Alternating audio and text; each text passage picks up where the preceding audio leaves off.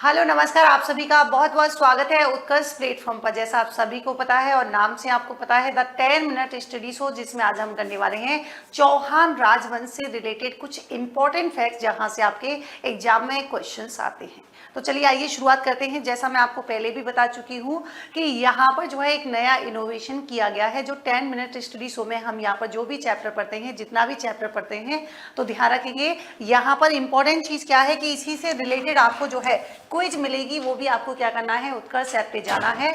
जब आप उत्कर्ष ऐप पे जाएंगे वहां पर आपको सेलेक्ट करना है RS उत्कर्ष।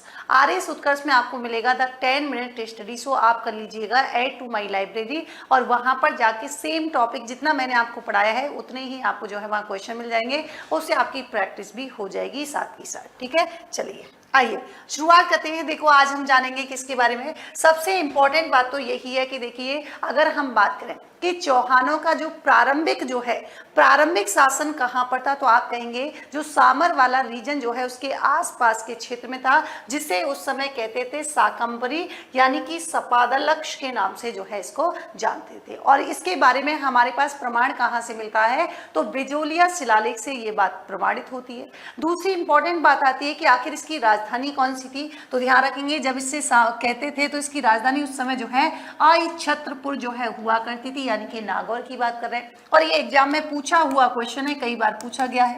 अब दूसरी बात आती है कि देखिए, जबकि हमीर महाकाव्य की बात करेंगे तो चौहानों का प्रारंभिक शासन जो है वो पुष्कर के आसपास माना जाता है।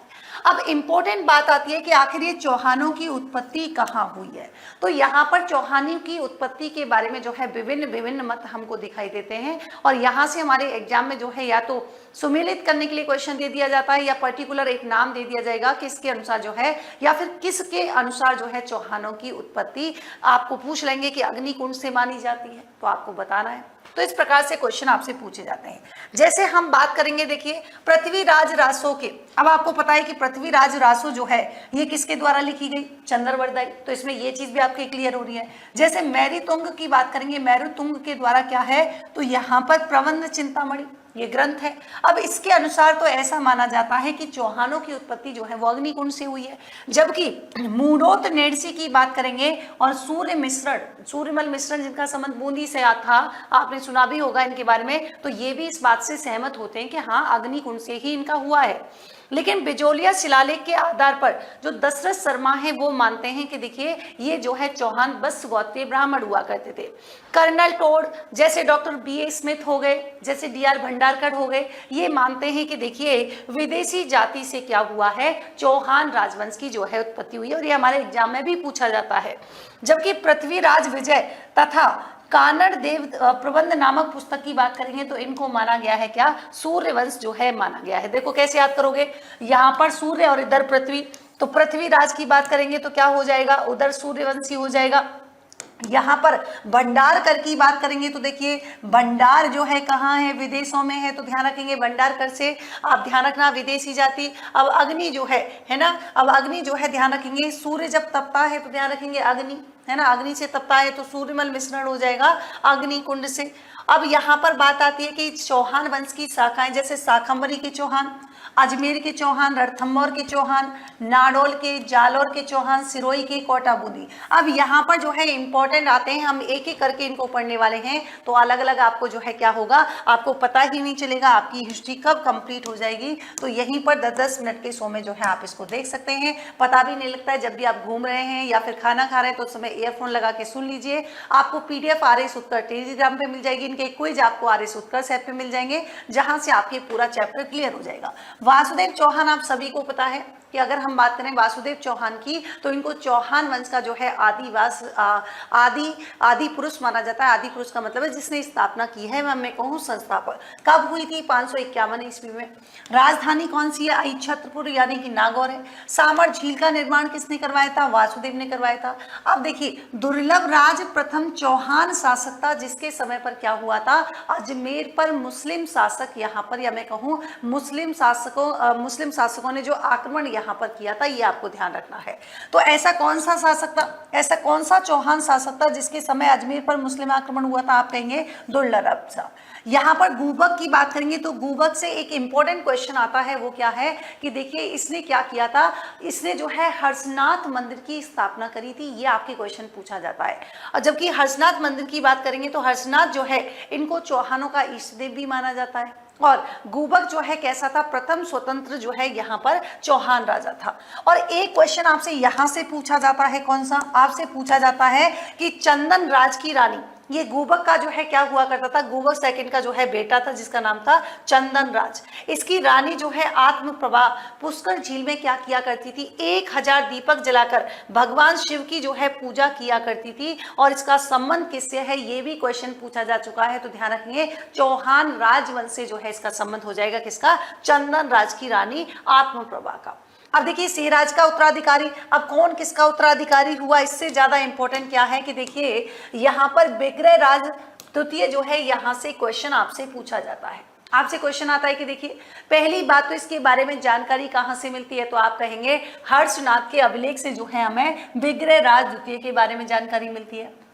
ये जो है सबसे, यानी कि प्रारंभिक चौहानों की बात करेंगे तो सबसे प्रतापी शासक हुआ करता था। और इसकी विजयों का उल्लेख भी हमें किससे मिलता है, हर्षनाथ लेख से मिलता है। इसने पराजित किसको किया था, तो चालुक्य शासक जो है मूलराज प्रथम को क्या किया था, इन्होंने यहाँ पर इसको पराजित किया था। निर्माण की बात करेंगे तो भड़ोच में जो है अपनी कुल देवी आशापुरी माता मंदिर का इन्होंने निर्माण किया था। अब विग्रहराज द्वितीय की बात करेंगे तो इनके बाद दुर्लभ राज राजा हुए, गोविंद तृतीय शासक हुए, है ना। और दुर्लभ राज द्वितीय की बात करेंगे तो देखिए यहाँ पर दुर्लभ राज द्वितीय जो है इनको क्या कहा गया है, दुर्लभ मेरु, जिसकी आज्ञा का कोई उल्लंघन ना कर सके की संज्ञा दी गई। और यही नहीं, इसे जो है सक्राई अभिलेख में क्या कहा गया है, महाराज दिराज भी कहा गया है। तो ये किसके बारे में बात कर ली, ये हमने यहाँ पर दुर्लभ राज द्वितीय की बात कर ली, है ना। जबकि विग्रहराज द्वितीय के बारे में आपको ध्यान रखना है कहाँ से इसके बारे में जानकारी मिलती है और निर्माण किसका करवाया था। अब देखिए यहाँ पर अगर हम बात करें, है ना, यहाँ पर अगर हम गोविंद तृतीय की बात करें, एक लाइन आप याद कर लो कि गोविंद जो है तृतीय, इनको उपाधि कौन सी मिली थी, तो ध्यान रखेंगे पृथ्वीराज विजय ग्रंथ के अनुसार जो है इन्होंने बैरीघट की उपाधि जो है यहाँ पर धारण की थी। जबकि ध्यान रखेंगे बाघपति राज द्वितीय के जो पुत्र थे जिनका नाम था लक्ष्मण, तो लक्ष्मण चौहान ने क्या किया था, नाडोल यानी कि पाली में जो है चौहान वंश की स्थापना की थी, ये भी ध्यान रखना है। फिर आपको ध्यान रखना है अजय राज जो है इन्होंने क्या किया था, गर्जन मातकों को जो है पराजित किया था।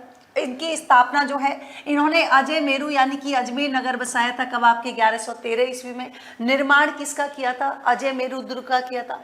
इनके द्वारा जो है अजय प्रिय, नाम से समझ में आ रहा है, अजय प्रिय द्रम जो है इन्होंने चांदी और तांबे के क्या चलाए थे, सिक्के भी चलाए थे। और कुछ मुद्राओं पर इनकी पत्नी सोमलेखा यानी कि सोमलवती का नाम भी अंकित करवाया था। अब आपसे क्वेश्चन पूछा जा सकता है कि निम्नलिखित में से किस शासक ने अजय प्रिय द्रम नाम से चांदी व तांबे के सिक्के चलाए थे, आंसर हो जाएगा अजय। या फिर यहाँ पर निम्नलिखित में से किस शासक की पत्नी सोमलेखा का नाम भी जो है उत्कीर्ण किया हुआ सिक्के मिलते हैं, तो आप कहेंगे इसका संबंध अजयराज यानी कि चौहान वंश से हो जाएगा। फिर बात करते हैं अर्डोराजी, या इन्हीं को नाम से जाना जाता है आनाजी।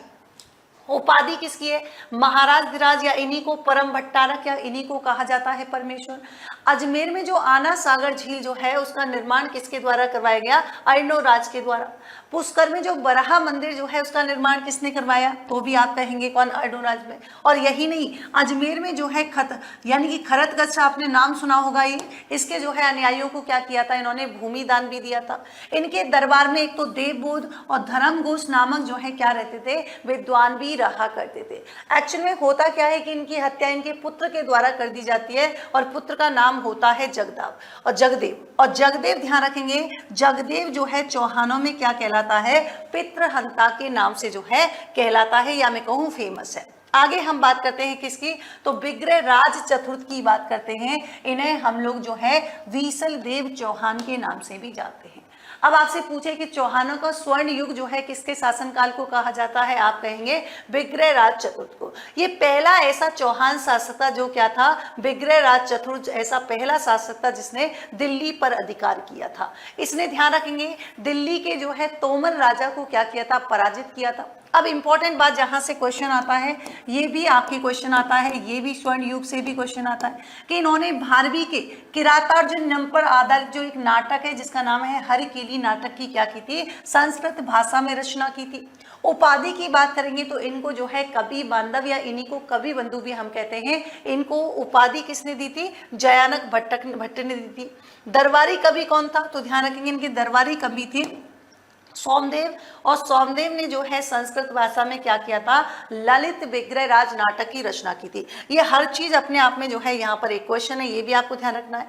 संस्कृत विद्यालय की बात करते हैं तो अजमेर में ही क्या हुआ था, सरस्वती कंठाभरण जो है नामक संस्कृत विश्वविद्यालय की स्थापना की थी, जिससे बाद में कुतुबुद्दीन ऐबक के द्वारा क्या कर दिया गया था, 2.5 दिन के झोंपड़े यानी कि मस्जिद में परिवर्तित कर दिया गया था।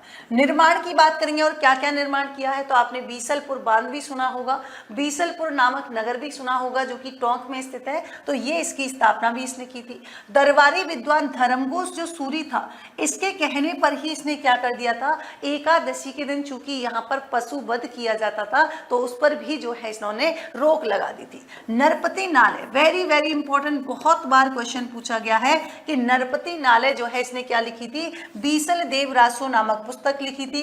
कौन सी भाषा में लिखी थी, गोड़वाड़ी भाषा में जो है यहाँ पर पुस्तक लिखी थी, ये आपको ध्यान रखना है। तो आज हमने यहाँ पर पढ़ा था चौहान राजवंश की कुछ यहाँ पर उपलब्धियों के बारे में। तो चौहान वंश का ही सेकंड पार्ट में लेकर आऊंगी कल, जहाँ पर इंपॉर्टेंट डिस्कशन करेंगे हम, जैसे पृथ्वीराज चौहान से रिलेटेड कुछ इंपॉर्टेंट क्वेश्चन जहाँ से एग्जाम में क्वेश्चन आते हैं। तो ऐसे यूजफुल वीडियो के साथ जुड़े रहिए RS उत्कर्ष यूट्यूब चैनल के साथ। Thank you so much, good night, take care.